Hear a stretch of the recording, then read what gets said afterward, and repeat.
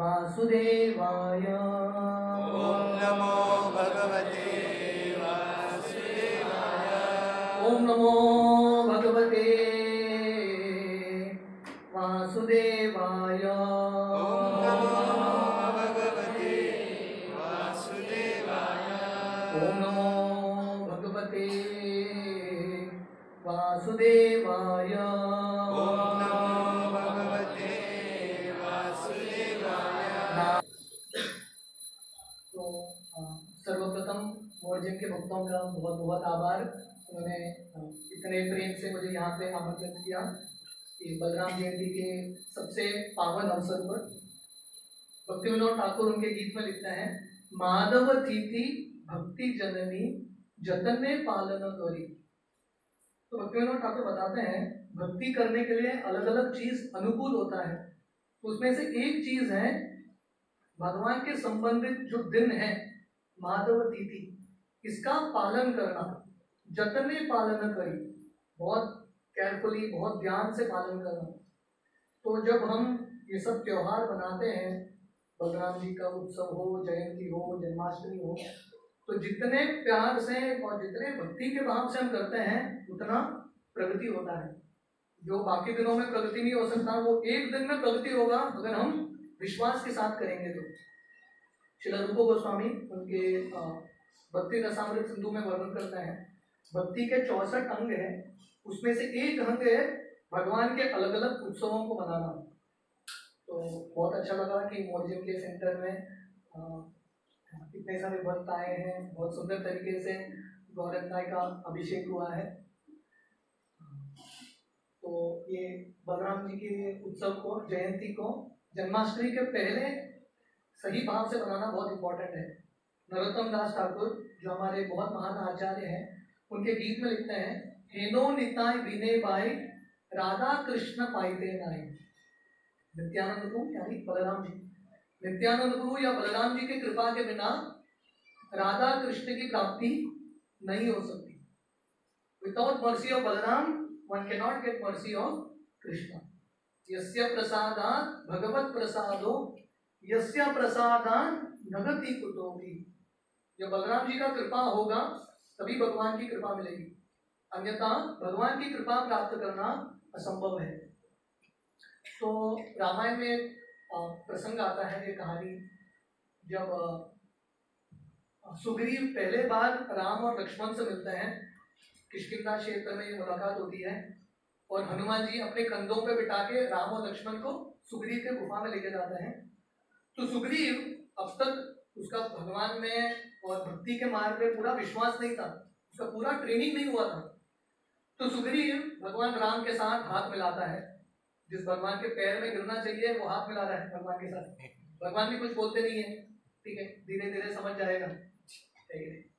इसलिए जब राम और लक्ष्मण किष्किंधा क्षेत्र पहुंचते हैं ना, लक्ष्मण जी भगवान राम को पूछते हैं, यहाँ के जो बंदर हैं इनका नाम वानर क्यों है, व्हाई दे आर कॉल्ड वानर।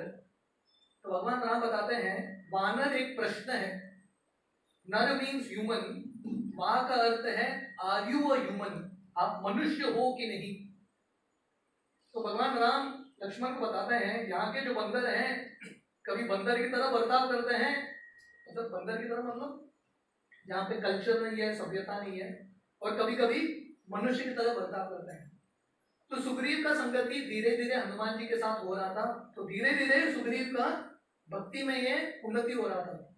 तो जब भगवान राम से मिलते हैं, भगवान राम का हाथ मिलाते हैं और भगवान राम को बैठने के लिए एक आसन देते हैं। आसन मतलब एक लकड़ी तोड़ के भगवान राम को देते हैं।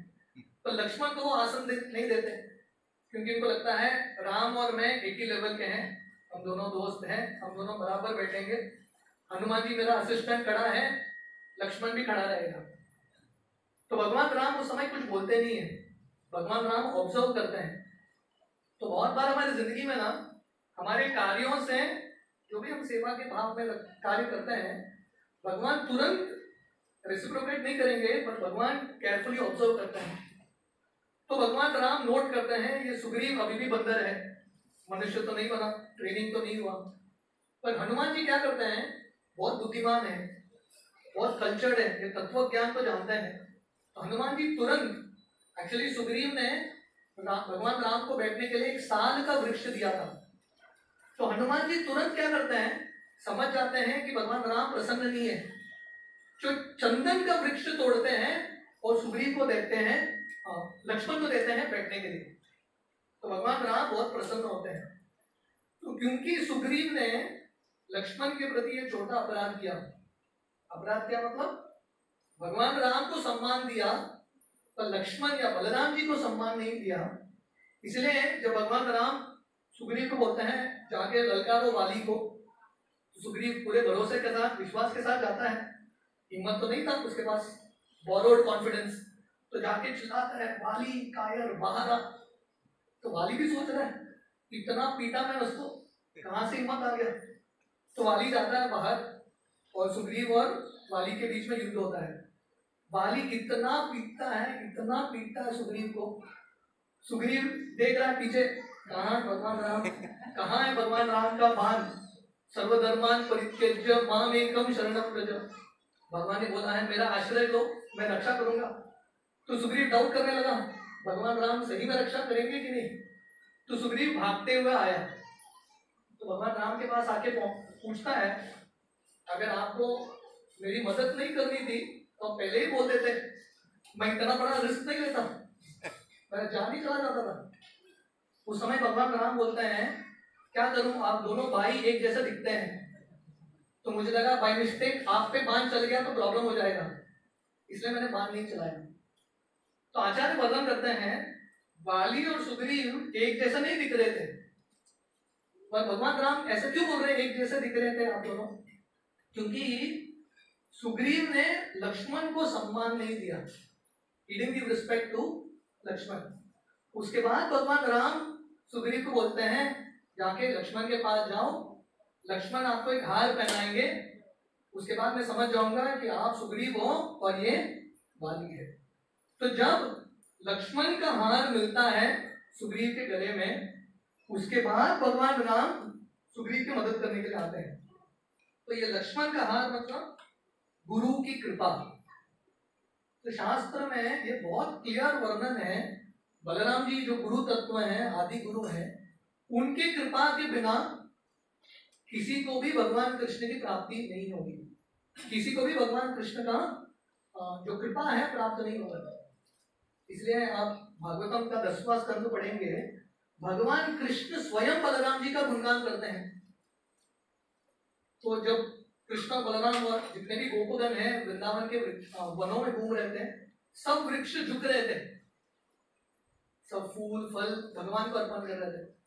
तो भगवान कृष्ण बलराम जी को बोलते हैं देखो ये सब आपको प्रणाम कर रहे हैं, everyone is offering respect to you. तो भगवान कृष्ण भी बलराम जी का गुणगान करते हैं। तो इसलिए जितना हमारे पास समय है, जैसे भगवान कृष्ण की लीलाएं अनंत हैं, बलराम जी की भी लीलाएं अनंत हैं, तो जितना समय है क्षमता है हम चर्चा करने का प्रयास करेंगे।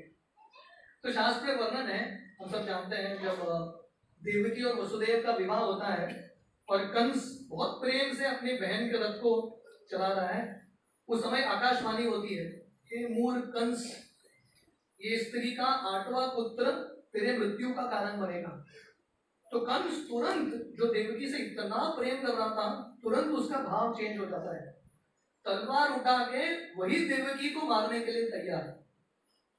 तो शास्त्र वर्णन करते हैं कंस के वृत्ति के जो लोग हैं ये दुनिया में प्रेम भी दिखाएंगे, तो ये प्रेम सही मूल्यों पे निर्भर नहीं है, it is not standing on the right foundation. यशास्ति भक्तिर भगवती अकिंचन सर्वेर गुणैः तत्र समासते सुरा हरव अभक्तस्य कुतो महत् गुणा मनोरथे नास्ति धावतो वही। ये भागवतम का श्लोक है। जिस व्यक्ति के पास भगवान की भक्ति नहीं है, ऐसे व्यक्ति के पास गुण भी है, जैसे कंस देवकी से प्रेम कर रहा है, तो कभी कभी असुरों के पास भी ऐसा गुण होता है। हिटलर, आप लोगों ने हिटलर के बारे में सुना है, हिटलर वेजिटेरियन था, आप मानोगे? हिटलर वॉज वेजिटेरियन, कितने सारे ज्यूस को मार दिया तो ये वॉज वेजिटेरियन। तो ऐसा हो सकता है कि असुर के पास भी एक दो अच्छे गुण हो, पर मूलतः sum total is all demonic. तो कंस ऐसा वृत्ति का था, देवकी को तुरंत मारने के लिए तैयार। तो वसुदेव जी इतने बुद्धिमान भगवान कृष्ण के पिता, वो कंस के साथ नेगोशिएट करने का प्रयास करते हैं। ये प्रसंग में हम डिटेल में नहीं जाएंगे, अलग एक दिशा में चला जाएगा प्रोग्राम। तो वसुदेव जी बहुत सारा तत्व ज्ञान देते हैं कंस को, बोलते हैं मृत्यु तो आज नहीं तो कल आने वाला है, इसकी वजह से बुरा कार्य मत करो। पर कंस मानने के लिए तैयार नहीं। तो वसुदेव जी फाइनली बोलते हैं ठीक है, तुमको देवकी से प्रॉब्लम नहीं है, तुम्हारा समस्या किससे है? देवकी के पुत्रों से, वो भी 8वां पुत्र, अब तक पहला भी जन्म नहीं हुआ है। तो वसुदेव जी प्रॉमिस करते हैं जब भी संतान का जन्म होगा मैं आके आपको सौंप दूंगा। तो कंस थोड़ा शांत हो जाता है। तो पहला संतान का जन्म होता है, वसुदेव जी जाके कंस को दे देते हैं और कंस का दिल इतना पिघल जाता है, मतलब ऐसा सत्यवान व्यक्ति को मैंने अब तक नहीं देखा। कंस भी आश्चर्य में है, ऐसा भी कोई व्यक्ति हो सकता है। वसुदेव को बोलते हैं ठीक है ये लड़के को लेके जाओ, मेरा तो प्रॉब्लम 8वें लड़के के साथ है, जब 8वां नंबर आएगा तब देखेंगे। तो वसुदेव जी लेके आते हैं, और वसुदेव जी को पूरा भरोसा है कि कंस पे भरोसा नहीं कर सकते। Full faith that you can trust this guy. तो कंस तुरंत उसका मन चेंज हो जाता है। तो कंस एक के बाद एक 6 पुत्रों का वध करता है, मार लेता है देवकी और वसुदेव के सामने। उसके बाद वर्णन आता है बलराम जी, जिनका आज जन्मदिन है, 7वें पुत्र के रूप में, संतान के रूप में देवकी के गर्भ में प्रवेश करते हैं। क्योंकि अभी भगवान कृष्ण देवकी के गर्भ में प्रवेश करने वाले हैं, तो उसके पहले बलराम जी का कार्य है वो गर्भ को तैयार करना। तो बलराम जी इतने बड़े सेवा के भाव में हैं, सेवा का एक भी अवसर नहीं छोड़ना चाहते। He is ready to do anything, Krishna की संतुष्टि के लिए हर सेवा करने के लिए तैयार है। तो बलराम जी पहुंच जाते हैं देवकी के गर्भ में और गर्भ को तैयार करते हैं, रेडी करते हैं। तो भगवान कृष्ण योग माया को बोलते हैं अभी बलराम जी को देवकी के गर्भ से रोहिणी के गर्भ में ट्रांसफर करा दो। जैसा आजकल होता है ना, ब्लूटूथ ट्रांसफर, अलग अलग ट्रांसफर होता है, ठीक है? तो ये ओरिजिनल ट्रांसफर है, बलराम जी को एक गर्भ से दूसरा गर्भ। इसलिए भागवतम का 10वां स्कंद का पहला अध्याय परीक्षित महाराज कृष्ण लीला के शुरुआत में अलग अलग प्रश्न पूछते हैं सुखदेव गोस्वामी को। उनमें से ये प्रश्न था, एक ही संतान के 2 माता कैसे हो सकते हैं? एक माता के 2 पुत्र हो सकते हैं, एक लड़के का 2 माता, how is it possible? Devaki के पुत्र भी हैं बलराम जी और रोहिणी के भी पुत्र हैं। तो इसलिए बलराम जी का एक नाम है संकर्षण। कल सार्वभौम प्रभु हमारे बलराम जयंती के उत्सव में वर्णन करते हैं कि बलराम जी का एक नाम है संकर्षण। संकर्षण क्यों है? क्योंकि अट्रैक्ट करते हैं, 2 माताओं को अट्रैक्ट कर दिया उन्होंने, 2 परिवार को। नंद महाराज का एक परिवार है और वसुदेव का एक परिवार है, दोनों परिवार को एक साथ लेके आए। तो गुरु का कर्तव्य, बलराम जी का कर्तव्य है एक्चुअली जीवों को भगवान के साथ एक लेके आना, to get both of them together. जैसा हनुमान जी का उदाहरण है रामायण में, हनुमान जी क्या करते हैं? सीता मैया को भगवान राम के साथ फिर से जुड़ाने का प्रयास करते हैं। So this is the role of Balram ji. Balram ji का कर्तव्य है जीव को भगवान के साथ वापस संबंध विकसित कराना। तो बलराम जी के अलग अलग नाम है, जैसे मैंने वर्णन किया। बलराम जी का एक नाम है संकर्षण, बलराम जी का एक नाम है शेष, अनंत शेष। शेष का अर्थ क्या है? शेष संस्कृत का एक अर्थ होता है लेफ्ट ओवर, जो रह गया उसको शेष बोलते हैं। मतलब बलराम जी, आप कृष्ण लीला पढ़ोगे ध्यान से, ऐसा नहीं कि असुरों को बलराम जी नहीं मार सकते थे, बलराम जी तो बहुत आराम से किसी भी असुर को मार सकते थे, पर पहला क्रेडिट बलराम जी कृष्ण को देते हैं। जो भगवान कृष्ण ने मार दिया, जो बच गए, जो बलराम जी के लिए छोड़ दिया, बलराम जी उनको समाप्त करते हैं। So therefore he is called शेष। शेष का अर्थ है बलराम जी सेवक के रूप में सेवा करने के लिए इच्छुक हैं। तो बलराम जी प्रॉपर वर्णन करते हैं कृष्ण और बलराम में फर्क क्या है। What is the difference between Krishna and Balram? एक ही फर्क है, एक काले कलर के हैं और एक व्हाइट कलर के हैं। One is blackish, one is whitish, नहीं तो कुछ भी फर्क नहीं है, सेम। बलराम जी भी भगवान है, कृष्ण भी भगवान है, पर प्रभुपाद वर्णन करते हैं कृष्णा इज कॉल्ड सेव्य भगवान। दोनों भगवान है कृष्ण बलराम, पर कृष्ण सेव्य भगवान है जो सेवा स्वीकार करते हैं। बलराम जी भी भगवान है पर सेवक भगवान, सेवा देने के लिए तत्पर। तो जैसा हम वर्णन कर रहे थे, बलराम जी एक भी अवसर नहीं छोड़ते भगवान का सेवा करने के लिए। हर एक भाव में, हर एक रूप में उपस्थित होते हैं कृष्ण की सेवा करने के लिए। तो बलराम जी शांत रूप में, शांत रस में कृष्ण की सेवा करते हैं। जो धाम है, तो होली अबोर्ड, वो बलराम जी से अभिन्न है। वृंदावन धाम हो, तिरुमला तिरुपति धाम हो, all these holy places Balram ji हैं, क्योंकि कृष्ण को चलना है, बलराम जी साक्षात वहां पर प्रकट हो जाते हैं एज द धाम। बलराम जी भगवान के चप्पल के रूप में, भगवान के कपड़े के वस्त्र के रूप में, भगवान के बांसुरी के रूप में, सब रूप में प्रकट होते हैं ये शांत रस में कृष्ण की सेवा करने के लिए। इसलिए भागवतम में श्लोक आता है, आराधना की सर्वेशाम विष्णु आराधनम परम तस्मात् परतरम देवी तदीयाना समाचरम। ये शिवजी पार्वती जी को बताते हैं जितने भी आराधना है, वर्शिप है, उसमें से सर्वश्रेष्ठ किसका वर्शिप है? विष्णु, भगवान विष्णु का आराधना। पर भगवान शिव जी बताते हैं विष्णु के आराधना से भी श्रेष्ठ है तदीयाना समाचरम, विष्णु के संबंधित चीजों का आराधना। तो यहाँ पे तदीय का अलग अलग अर्थ होते हैं। तदीय का एक अर्थ है वैष्णवों का आराधना, भगवान के आराधना से, भगवान की पूजा से वैष्णवों का सम्मान करना और इंपॉर्टेंट है। पर यहाँ पे तदीय का और एक अर्थ है भगवान के संबंधित चीज, क्योंकि भगवान की सेवा में जो उपयोग होता है वो सब बलराम जी का एक अंश है, करताल है, मृदंग है, तो इन सबको सम्मान देना बहुत इंपॉर्टेंट है। How we respect things connected to Krishna. तो बलराम जी शांत रस में भगवान की सेवा करने के लिए तत्पर, दास्य रस में हमेशा सेवा कर रहे हैं, कौन से भी रूप में हो, बलराम जी ऑलवेज सर्विंग कृष्णा, लक्ष्मण के रूप में, बलराम जी के रूप में। बलराम जी सबके रस में भी भगवान की सेवा करते हैं एज अ फ्रेंड, हालांकि एल्डर हैं भगवान से उम्र में, तो दोस्त के रूप में सेवा करते हैं।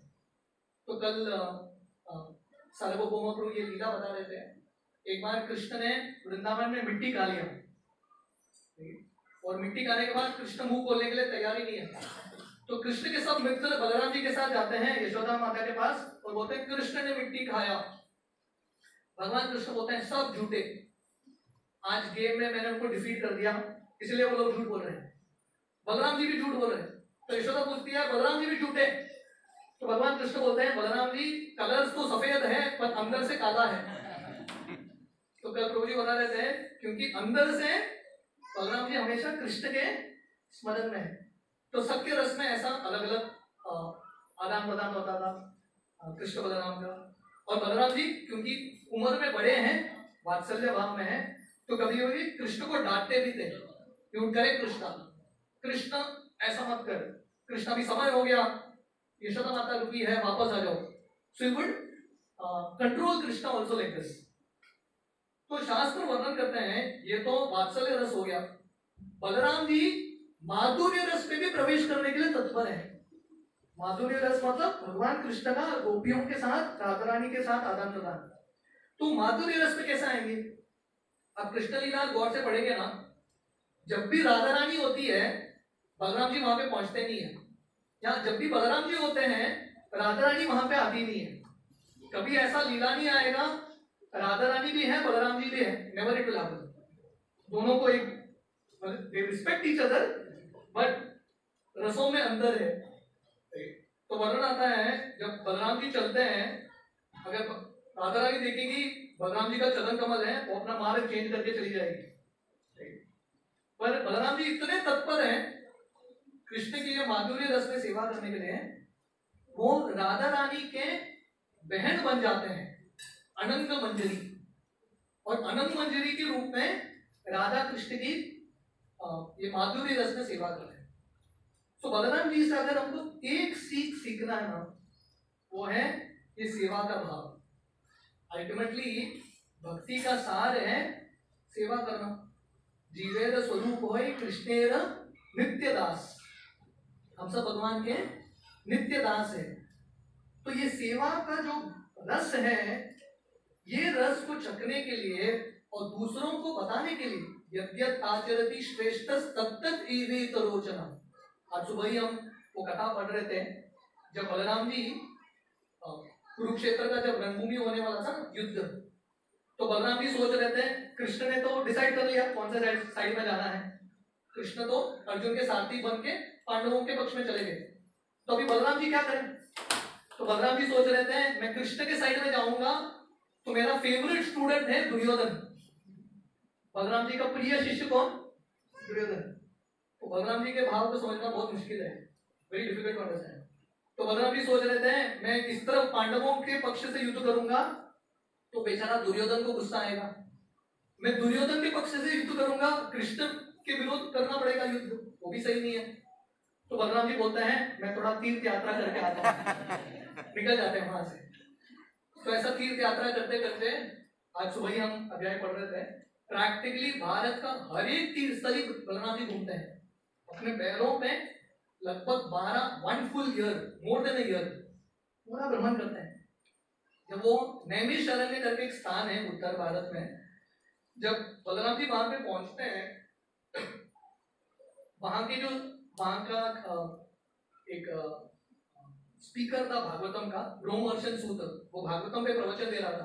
तो बलराम जी अकस्मात पहुंच जाते हैं, तो सब लोग खड़े हो जाते हैं बलराम जी को सम्मान देने के लिए, और रोमहर्षण सूत खड़ा नहीं होता, क्योंकि उसका लगता है मैं तो स्पीकर हूँ, मुझे खड़ा होने की जरूरत नहीं है, आसन तो धारण कर लिया मैंने।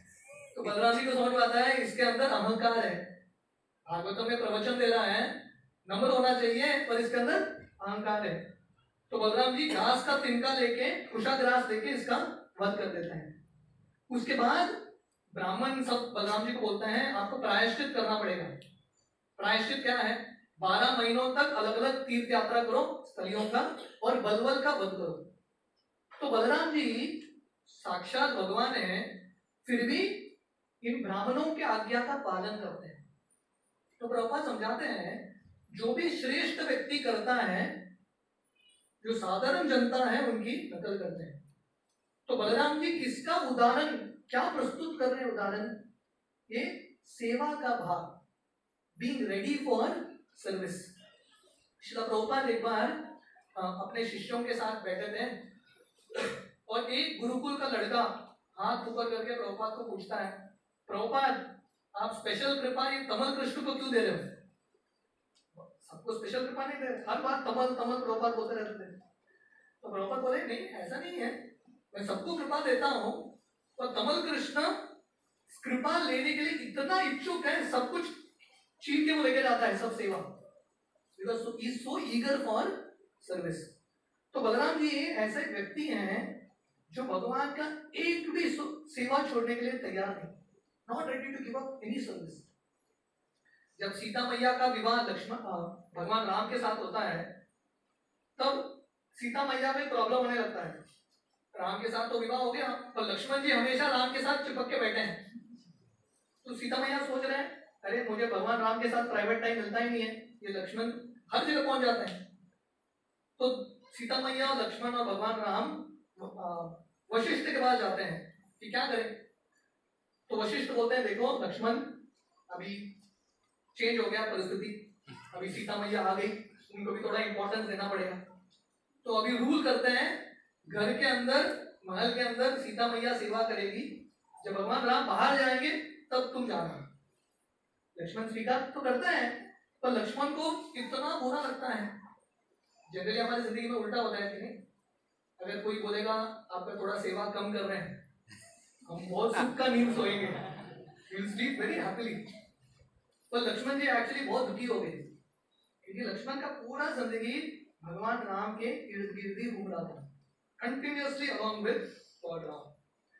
तो चैतन्य चरितामृत में कृष्णदास कविराज गोस्वामी वर्णन करते हैं ये बलराम जी कौन है। बलराम जी जितने भी अवतार है भगवान विष्णु के सबके उगम बलराम जी हैं। तो भगवान कृष्ण के पहले विस्तार बलराम जी हैं और ये बलराम जी से संकर्षण, अनिरुद्ध, प्रद्युम्न, वासुदेव ये भगवान के विष्णु के ये 4 रूप हैं। ये संकर्षण से और एक संकर्षण, अनिरुद्ध, प्रद्युम्न, वासुदेव इसको सेकेंडरी क्वाड्रुपल पर बोलते हैं, इनका आगमन होता है। ये दूसरे संकर्षण से महाविष्णु आते हैं। महाविष्णु कौन है?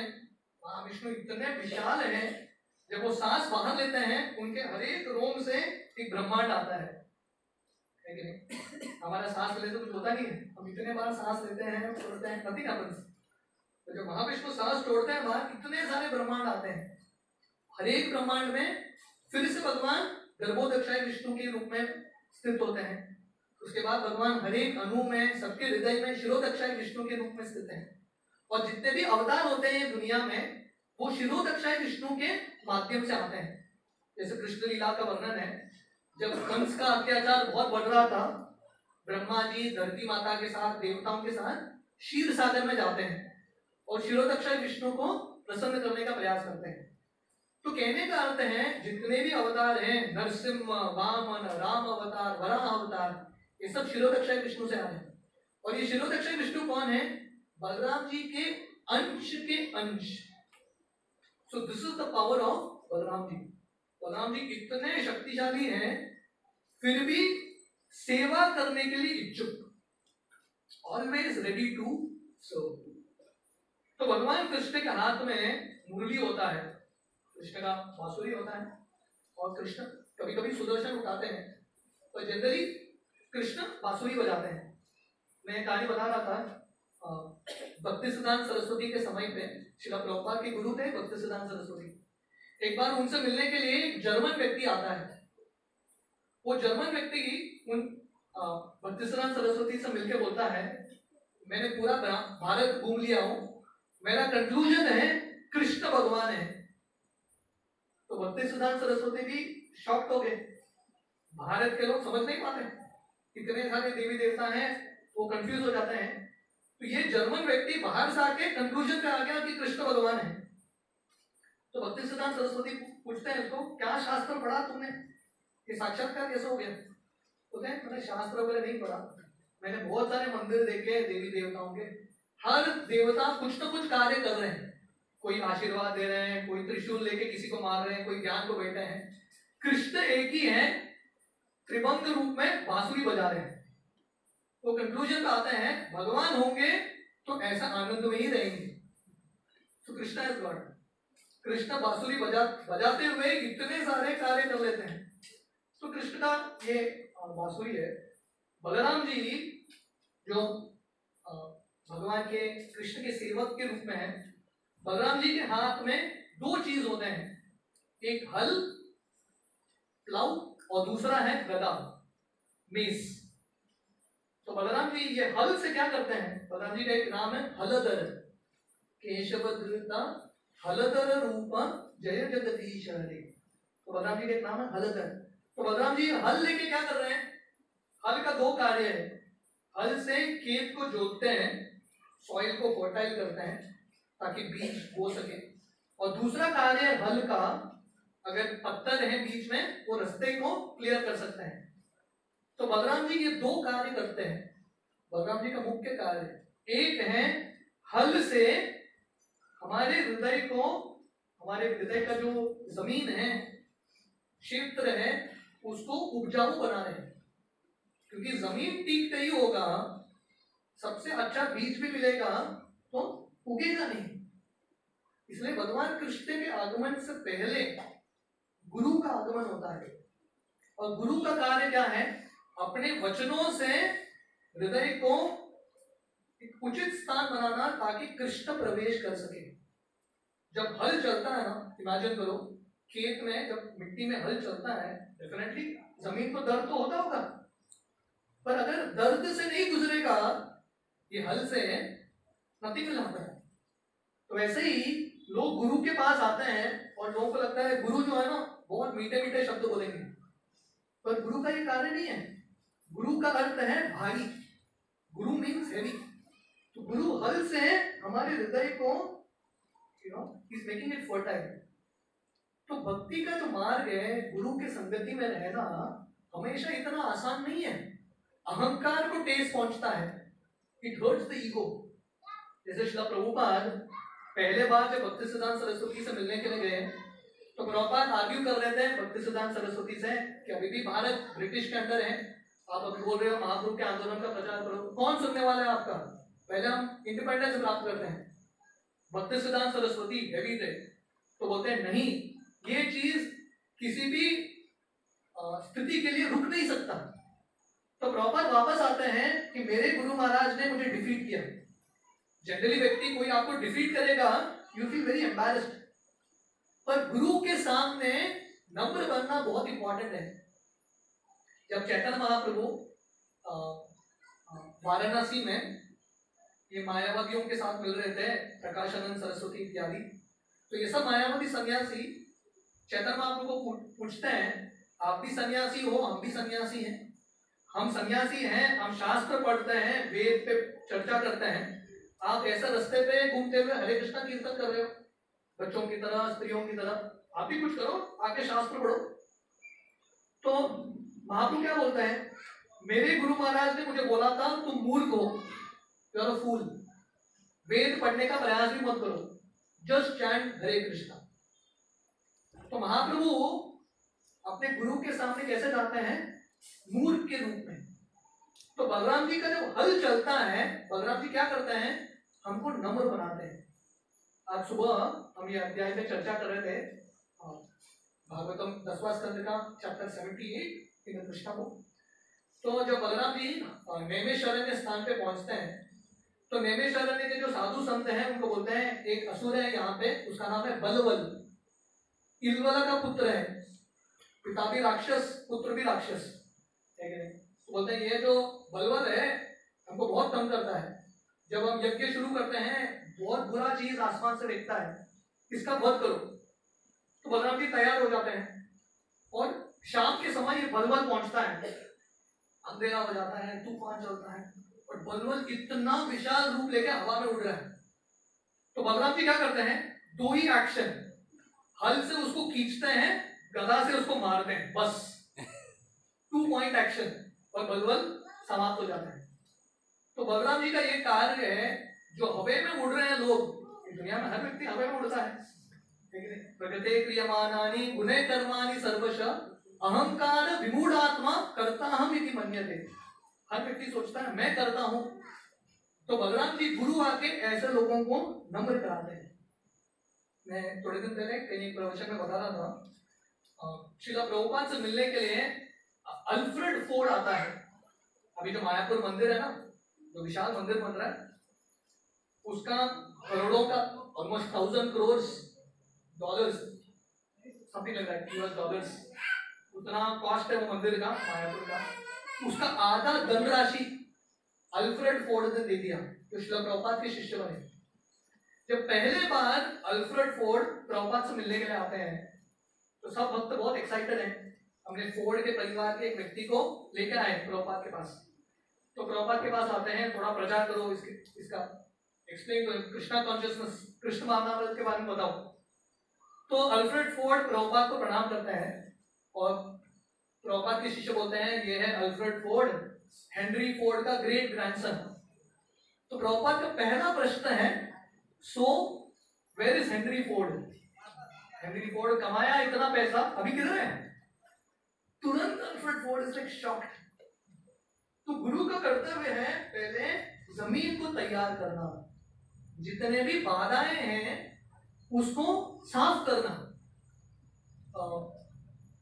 महाप्रभु के एक बहुत महान पार्षद हैं रघुनाथ दास गोस्वामी, उनके चरित्र में वर्णन आता है, रघुनाथ दास गोस्वामी कितने बार प्रयास करते हैं भगवान को प्राप्त करने के लिए, महाप्रभु को प्राप्त करने के लिए, हर बार उनके मार्ग में अड़चन आ रहा था। फाइनली जब पानीहट्टी में वो नित्यानंद प्रभु या बलराम जी की कृपा प्राप्त करते हैं, तभी सब अड़चन क्लियर हो जाते हैं। तो ये बलराम जी का रोल बहुत इंपॉर्टेंट है हमारे जिंदगी में। और जैसे मैं वर्णन कर रहा था, बलराम जी आदि गुरु हैं। तो बलराम जी का कृपा हमको कहां से मिलता है? गुरु के कृपा से। इसलिए गुरु के संगति में आना, उनका सेवा करना बहुत इंपॉर्टेंट है। उन्हीं के कृपा से भगवान कृष्ण की कृपा मिलेगी। तो बलराम जी अलग अलग रूप में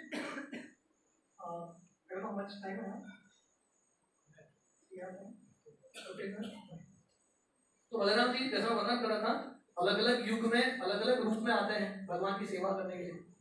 तो त्रेता युग में बलराम जी लक्ष्मण के रूप में आते हैं। तो लक्ष्मण क्योंकि छोटे भाई हैं, बहुत नम्रता से सेवा कर रहे हैं। जो भी भगवान राम, क्योंकि उस समय का ये कल्चर था, एक्चुअली राम और लक्ष्मण में दिनों का फर्क था। आई थिंक 1 और 2 डेज, 1-2 दिन का फर्क था। भगवान राम का जन्म होता है 1-2 दिन के बाद लक्ष्मण का जन्म। फिर भी लक्ष्मण राम को बड़े भाई मानते हैं और जो भी बोलते हैं करने के लिए तैयार। तो जब सीता मैया का अपहरण होके रावण लेके जाता है और फाइनली रावण के साथ युद्ध होता है, तो युद्ध होने के बाद भगवान राम लक्ष्मण को बोलते हैं जाके लेके आओ सीता मैया को अशोक वाटिका से। तो सीता मैया पालकी पे बैठ के आ रही है। तो भगवान राम लक्ष्मण को बोलते हैं सीता को बोलना पालकी से उतरने के लिए, चलते हुए आने के लिए। तो लक्ष्मण जाके बोलते हैं सीता मैया को आप चल के आइए।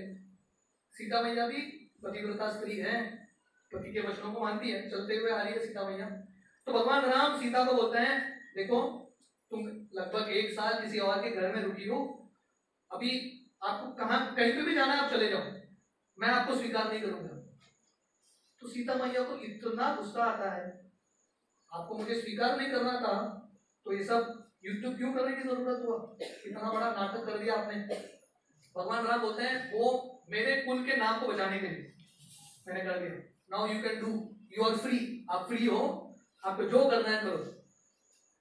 तो सीता मैया इतने गुस्से में आ जाती है, वो लक्ष्मण को बोलती है लक्ष्मण आग जलाओ, आग में प्रवेश करूंगी। लक्ष्मण सोच रहे क्या करूं, भगवान राम भी लक्ष्मण की तरफ नहीं देखते। तो लक्ष्मण आग जलाते हैं और सीता मैया उसके अंदर प्रवेश करती है। तो ये अग्नि परीक्षा था। एक्चुअली ये कहानी और तिरुपति धाम के संबंधित एक कहानी है। पर फाइनली सीता मैया वापस आती है, भगवान राम सीता को स्वीकार तो करते हैं। उसके बाद अयोध्या में आके रुकते हैं। तो उसके बाद थोड़े समय के बाद लोगों के बीच में ऐसा वार्तालाप हो रहा था, देखो भगवान राम ने सीता को लेकर आए अयोध्या, जो रावण के घर में रुकी थी इतने साल, इतने महीने। तो भगवान राम क्योंकि राजा थे, उनको प्रजा का विश्वास रखना था, वो लक्ष्मण को बोलते हैं लक्ष्मण तुम क्या करना, सीता को ना वाल्मीकि मुनि के आश्रम में छोड़ देना। अभी हम इस बार थोड़े महीने पहले हम चित्रकूट ये जगह पे गए थे।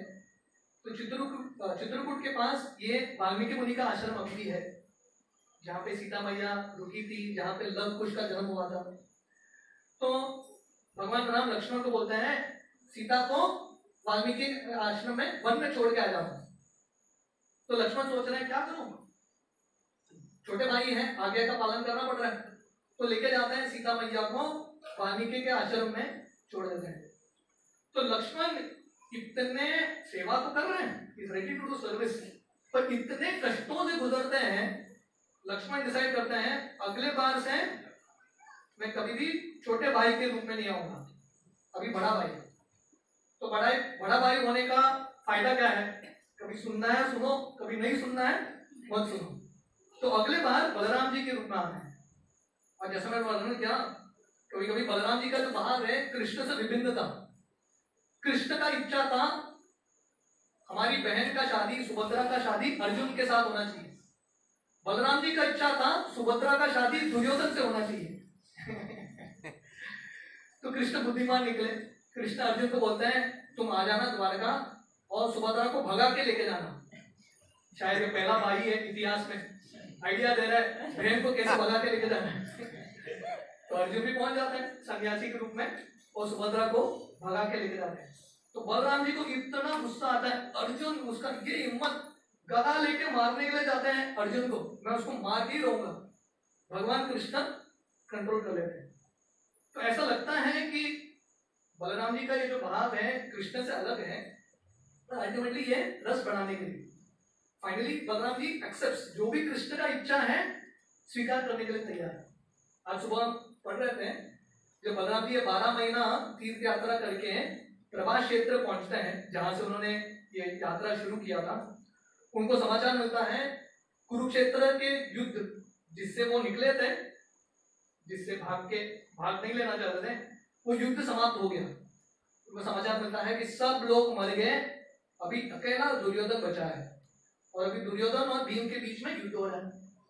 तो बलराम जी को लगता है सब लोग चले गए, एटलीस्ट दुर्योधन को थोड़ा बुद्धि दूंगा, एटलीस्ट ये युद्ध को मैं रोकने का प्रयास करता हूँ।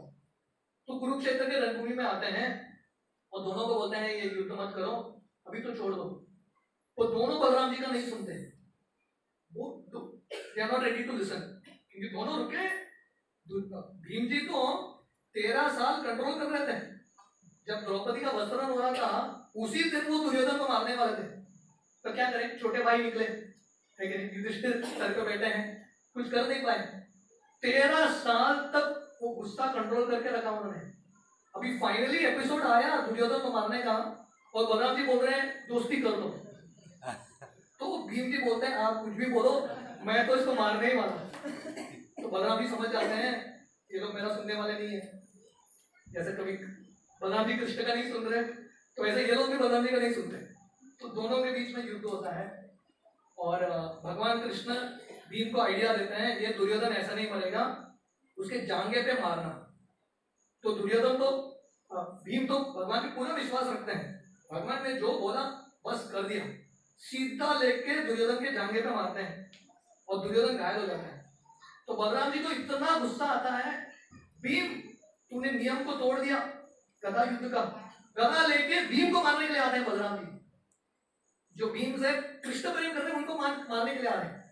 तो फाइनली भगवान कृष्ण बलराम जी को बोलते हैं देखो आप पूरे युद्ध में नहीं थे, लास्ट मिनट में एंट्री मत करना, आप जाना, आप कंटिन्यू करो आपके तीर्थ यात्रा को, मैं संभाल लूंगा। तो बलराम जी निकल जाते हैं। तो ये बलराम जी का ये भाव है, इससे पहले हमारे गोविंद गुरु वर्णन करते हैं Lakshman is a loyalist. Lakshman हमेशा भगवान राम के सेवक के भाव में है।